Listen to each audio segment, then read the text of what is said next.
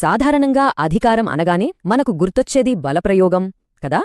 కాని ఒక్క కత్తి కూడా వాడకుండా, సైన్యం లేకుండా కూడా పాలించడం సాధ్యమే అంటారా?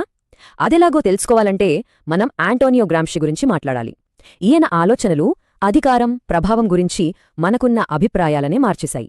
ఈ కథంతా మొదలయ్యేది కార్ల్ మార్క్స్ దగ్గర. ఆయనేమన్నారంటే, పెట్టుబడిదారీ వ్యవస్థ తనలో ఉన్న సమస్యలతో అదే కూలిపోతుంది, అప్పుడు కార్మికవర్గం తిరుగుబాటు చేస్తుంది అని గట్టిగా అంచనా వేశారు. బేసిక్గా ఇదే క్లాసికల్ మార్క్సిజం చెప్పేది. కాని ఇక్కడే అస్సలు చిక్కు వచ్చిపడింది. మరి మార్క్స్ చెప్పినట్టు బాగా అభివృద్ధి చెందిన పశ్చిమ దేశాల్లో ఆ విప్లవం ఎందుకు రాలేదు? అదేంటి అలా జరగలేదు? ఈ పెద్ద ప్రశ్నకు సమాధానం వెదకడానికే గ్రాంషి తన సిద్ధాంతాన్ని ముందుకు తెచ్చారు. సరే, అసలు ఆంటోనియో గ్రాంషి ఈయనొక ఇటాలియన్ మార్క్సిస్ట్ థింకర్. ఇటలీలో కమ్యూనిస్ట్ పార్టీ సహ వ్యవస్థాపకుల్లో ఒకరు. అయితే ఈయన కార్యకలాపాల వల్ల ముస్సోలినీ ఫ్యాసిస్ట్ ప్రభుత్వం ఆయన్ని పట్టుకుని జైల్లో పెట్టింది. కాని ఆ జైలు గోడల మధ్యనే ఆయన తన అత్యంత గొప్ప రచన అయిన ప్రిజన్ నోట్బుక్స్ రాశారు. ఆలోచించండి, ఎంతటి పట్టుదలో!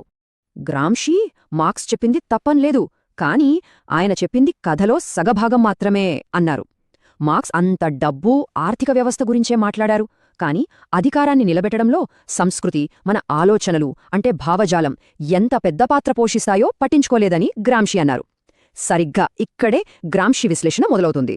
పాత మార్క్సిస్ట్ ఆలోచన ప్రకారం చూస్తే సమాజానికి ఒక ఆర్థిక బేస్ ఉంటుంది, దానిపైన ఒక సూపర్ స్ట్రక్చర్ ఉంటుంది. సింపుల్గా చెప్పాలంటే డబ్బు పునాది, మిగతాదంతా దానిపైన కట్టిన భవనం.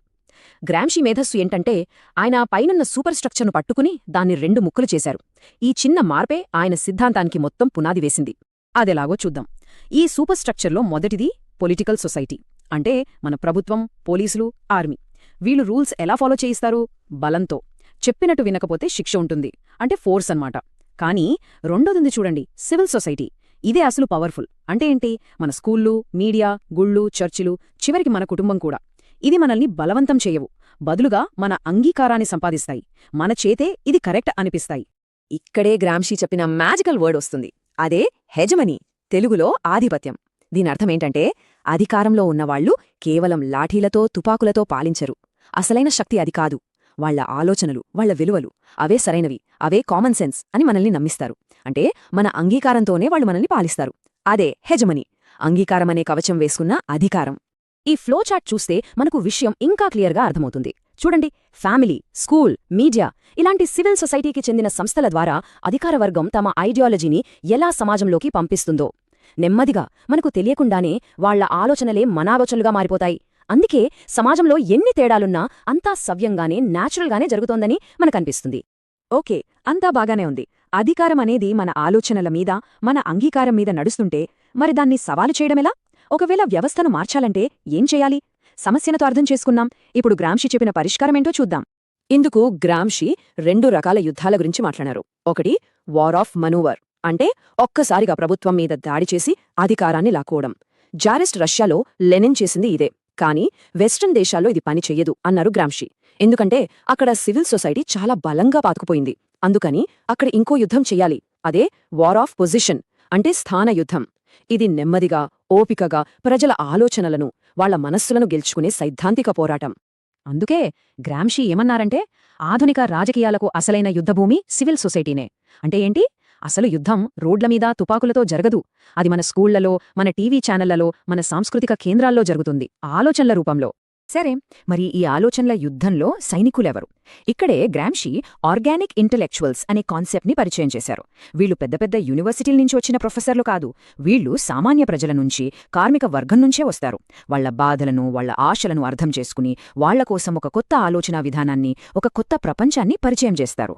సో పాత ఆధిపత్యాన్ని దెబ్బతీయాలంటే ఏం చేయాలి? ఒక కొత్త కౌంటర్ హెజమోనీని, అంటే ప్రతి ఆధిపత్యాన్ని నిర్మించాలి.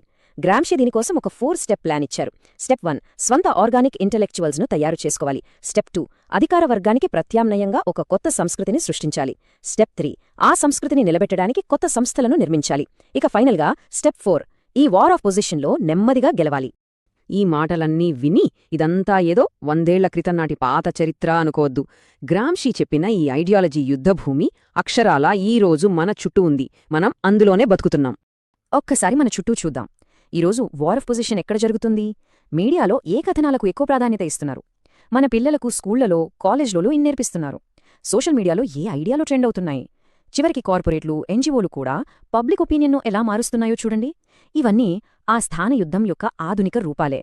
అధికారం కోసం అసలైన పోరాటం జరిగేది ఇక్కడే. చివరగా గ్రాంషీ చెప్పిన కీలకమైన మాట ఒక్కటి గుర్తుంచుకోవాలి.